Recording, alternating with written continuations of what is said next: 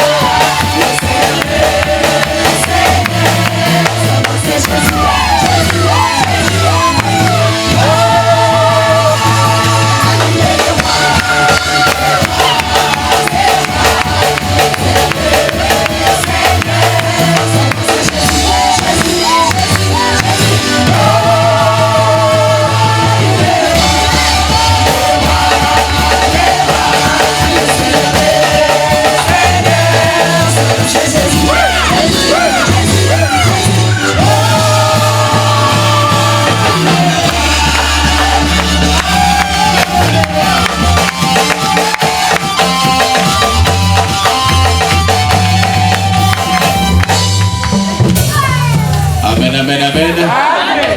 Reprenez vos places, s'il vous plaît. Que Dieu vous bénisse. Amen, amen, amen. Amen, amen, amen. Nous amis, avec cet amour, nous t'accueillons au nom de Jésus. Je ne sais pas quoi dire. Tchondo. Acclamons pour les rois de rois.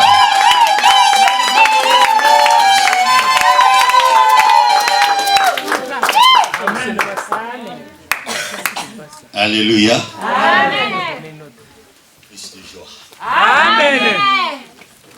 Et moi, ça fait très longtemps. Je suis encore dans la joie. Amen. De vous retrouver. Je vois Hosanna qui modère. C'est Hosanna qui modère. Je n'étais pas oublié. Waouh.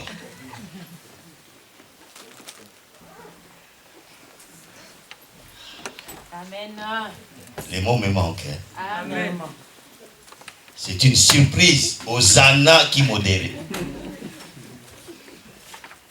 Voilà, la Bible nous dit, vers le temps de la fin, j'enverrai mon esprit sur toutes les chairs.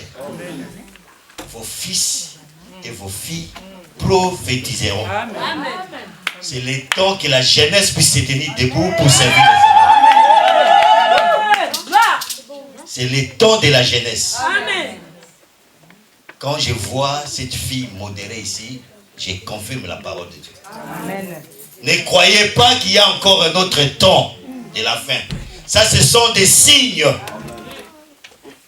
Alléluia. Amen. Je ne vais pas entrer en profondeur puisque je vais perdre mon temps. Moi, j'ai une église de 70%. Ce sont des jeunes. Ce sont des jeunes. Et je forme le jeune. Là, ce sont les jeunes qui tirent la locomotive. Et quand je vois le jeune ici, je dis, Dieu merci. Amen. Je bénis le Seigneur et je remercie le pasteur Jadot qui m'a donné cette opportunité. Puisque c'est son église. C'est l'église qu'il dirige. Nous avons œuvré dans cette ville de Dijon. Nous avons été parmi les gens qui ont secoué Dijon, afin que Dijon puisse avoir l'église ou des églises que nous voyons aujourd'hui. Et quand je passe souvent ici, il est le seul serviteur. Ça, je ne le dis pas puisque je vous vois, ou je le vois. Je parlais avec une famille ici, tant d'autres que nous avons eu le temps de bavarder. J'ai dit, c'est le seul serviteur de Dieu qui me reconnaît comme aussi serviteur qui est passé pour la bénédiction de cette ville. Amen. C'est-à-dire, nous avons contribué pour la bénédiction spirituelle de cette vie de Perle. Oh là là! C'est normal, ça arrive. Je viens de Dijon, et de Berlin. Pour la ville de Dijon. Et c'est le pasteur qui les reconnaît. Pasteur, merci beaucoup.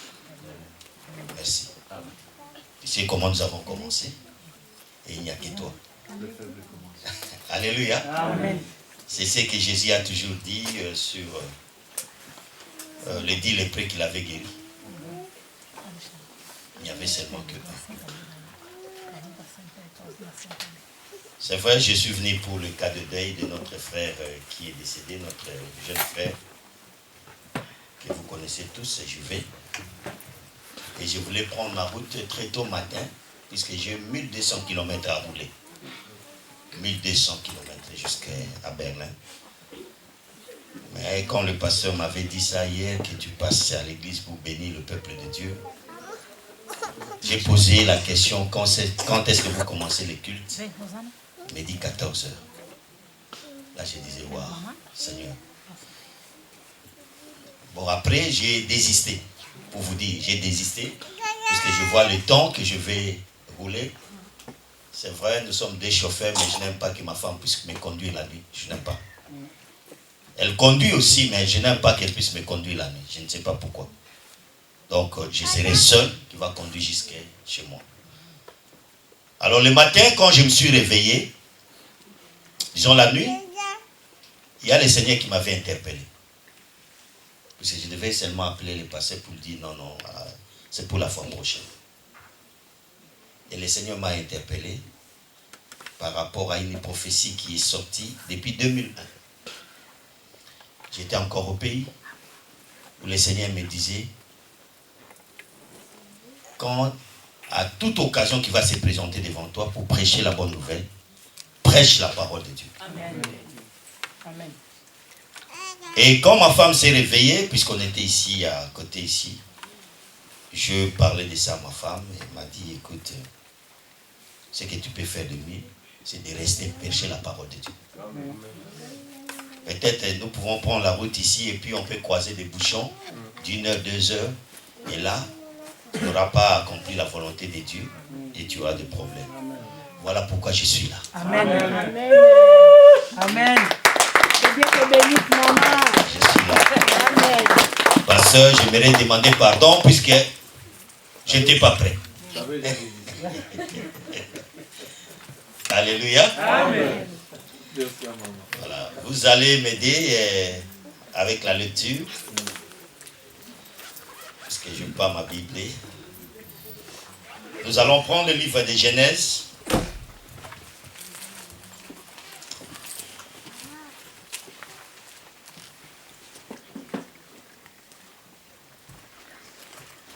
Genèse chapitre 32.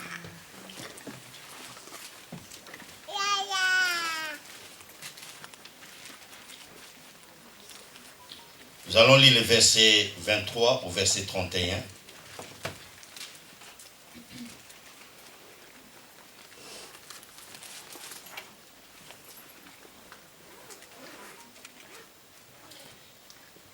Et puis nous allons lire encore Genèse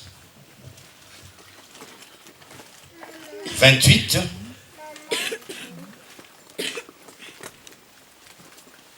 Non, épargne-moi de ça. Nous allons lire Genèse 31, versets 11 à 13.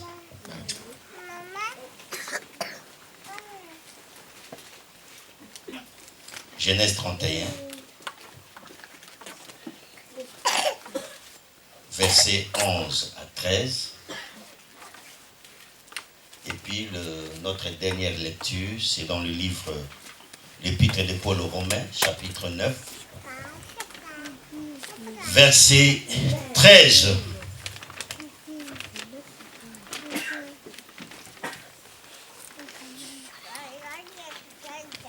Le thème, c'est la visitation de Dieu.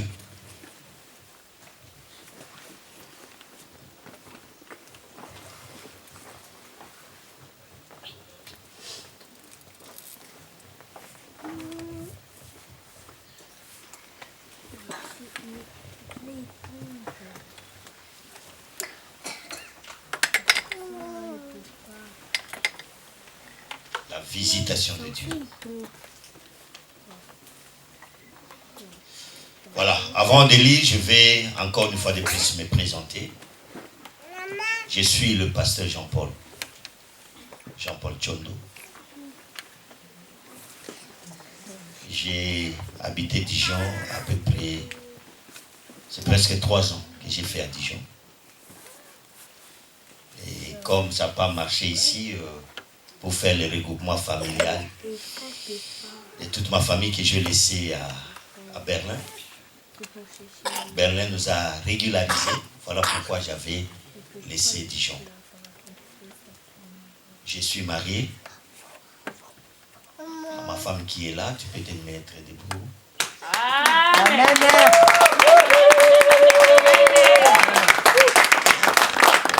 Elle s'appelle Florence. Maman Florence. Mariée, père de 4 enfants. 4 enfants. L'aînée a 22 ans maintenant.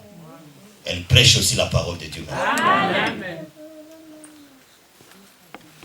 Et voilà, je dirige une église au nom de l'Arche du Ciel. L'Arche du Ciel. Et le pasteur m'a toujours appelé le couvercle de l'Arche. Donc il prophétisait, mais il ne savait pas de quoi il disait. Alléluia. Amen. Voilà tout ce qui me concerne. Je suis serviteur de Dieu. Partout tu peux m'appeler, même en cours de route. Je vais t'apporter la parole de Dieu. Amen. Suivez-moi, très simple. On va commencer à nous lire Genèse 32, 23 à 31. Oui. Amen. Il les prit, leur fit passer le torrent et le fit passer à tout ce qui lui appartenait. Jacob demeura seul. Alors un homme lutta avec lui jusqu'à lever de l'aurore. Voyant qu'il ne pouvait le vaincre, cet homme le frappa à l'embouchure de la hanche. Et l'embouchure de la hanche de Jacob se démit pendant qu'il luttait avec lui.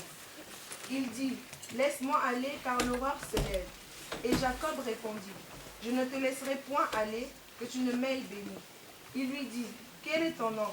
Et il répondit, « Jacob. » Il dit encore, « Ton nom ne sera plus Jacob, mais tu seras appelé Israël, car tu as lutté avec Dieu et avec des hommes, et tu as été vainqueur. » Jacob l'interrogea en disant, « Fais-moi, je te prie, reconnaître ton nom. » Il répondit, « Pourquoi demandes-tu ton nom? Pourquoi demandes-tu mon nom ?»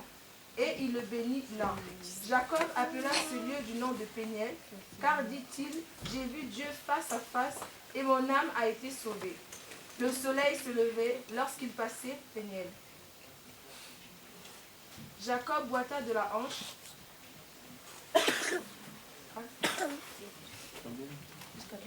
Jusqu'à 31. Amen. Nous continuons avec Genèse 31, versets 11 à 13.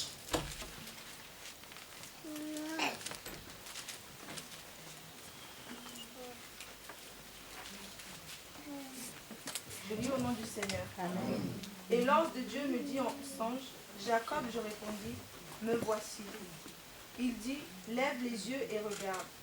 Tous les boucs qui couvrent les brebis sont rayés, tachés et marquetés. Car j'ai vu tout ce que te fait Laban. Je suis le Dieu de Bethel, où tu as oint un monument, où tu m'as fait un vœu. Maintenant, lève-toi, sors de ce pays et retourne au pays de ta naissance. Rachel et Léa répondirent et lui dirent, avons-nous encore une part et un héritage dans la maison de notre père? Jusqu'à 13, ma fille. Il ne faut pas aller trop loin. Alléluia. Amen. Romains chapitre 9, verset 13.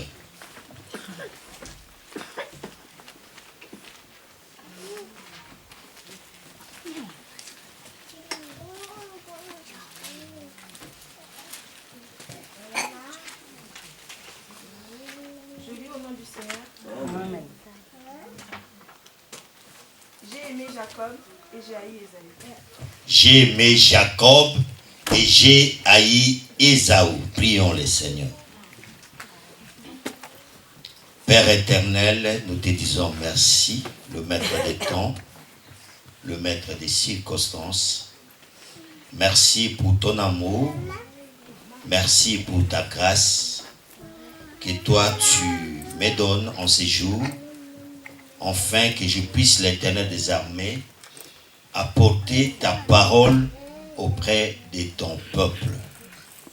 Seigneur, n'est-ce pas toi qui as dit à ton serviteur Moïse, Moïse, désormais moi-même j'enseignerai mon peuple. Je te prie, Père, que tu puisses enseigner ton peuple. Que tu puisses seulement m'utiliser comme une canal de bénédiction, afin que ton peuple puisse recevoir cette parole.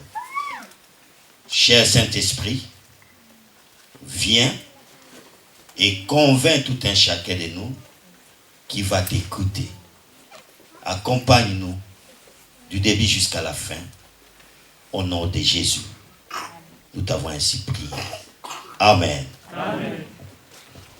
Alléluia. Amen. Le thème que Dieu m'a mis à cœur de partager avec vous, c'est ce que vous voyez au tableau, dans la visitation de Dieu. Nous voulons parler de la visitation. Et l'histoire que nous venons de lire, c'est l'histoire de quelqu'un que vous connaissez tous, au nom de Jacob. Jacob a été parmi les gens que Dieu a beaucoup visités. Mais Jacob ne comprenait pas pourquoi Dieu l'avait visité. C'est ça le plus grand problème. Dieu a visité Jacob à maintes reprises. C'est-à-dire, lorsque Dieu visite une personne, c'est-à-dire, il veut apporter quelque chose dans la vie de la personne. Alléluia. Amen. Mais souvent, on n'arrive pas à comprendre pourquoi Dieu nous visite. Beaucoup de vous ont peut-être aussi été visités par Dieu. Mais qu'est-ce que tu as fait de la visitation de Dieu? C'est ce que nous voulons voir ici. Alléluia. Amen. Dieu, quand il vient visiter quelqu'un, c'est pour bénir la personne. Puisque ce que nous devons retenir, quand Dieu te visite, cela ne dépend pas de toi. Amen. Cela ne dépend pas de tes prières. Cela ne dépend pas de ta bonté, de ta façon de servir Dieu. Puisque Dieu, lorsqu'il visite une personne, cela dépend de Dieu lui-même. Puisque nous sommes de nature pécheresses. Nous ne pouvons pas plaire à Dieu. Et vous allez voir parmi les gens que Dieu a visités, c'était toujours des pécheurs, des grands pécheurs. C'était des païens. Dieu n'a jamais visité les saints. Il visite toujours les gens qui sont faibles, les gens qui sont par terre. Ce sont les gens que Dieu ramasse pour leur enseigner et puis les conduire dans le sentier de la justice. Alléluia. Amen. Cet homme dont nous voulons parler aujourd'hui, Jacob, c'est quelqu'un que Dieu a aimé. Il était encore dans le ventre de sa maman. Voilà pourquoi la Bible nous dit dans Romains 9, il dit, il aima Jacob et haït Ésaü. Et la question que je me pose souvent, qu'est-ce que Ésaü a fait? Alléluia. Amen. Qu'est-ce que Ésaü a fait? Et qu'est-ce que Jacob a fait pour être visité par Dieu, pour être aimé par Dieu? Et qu'est-ce que Ésaü devrait faire pour être aimé par Dieu ou être visité par Dieu? Vous allez voir, si vous analysez l'histoire de Jacob, vous n'allez rien trouver de ce qui a poussé Dieu à aimer Jacob et haïr Ésaü. Rien du tout, rien. Et vous allez voir cet homme de Jacob, je vais un peu vite, après avoir pris la bénédiction de son frère, il fuyait son frère pour aller voir son oncle Laban, selon les recommandations de sa maman. Mais arrivé à un endroit où il était fatigué, il devait dormir et Dieu visite cet homme de Jacob pour la première fois. Alléluia. Amen. La visitation de Dieu, c'était dans un rêve. Il dormait et puis il voyait l'échelle qui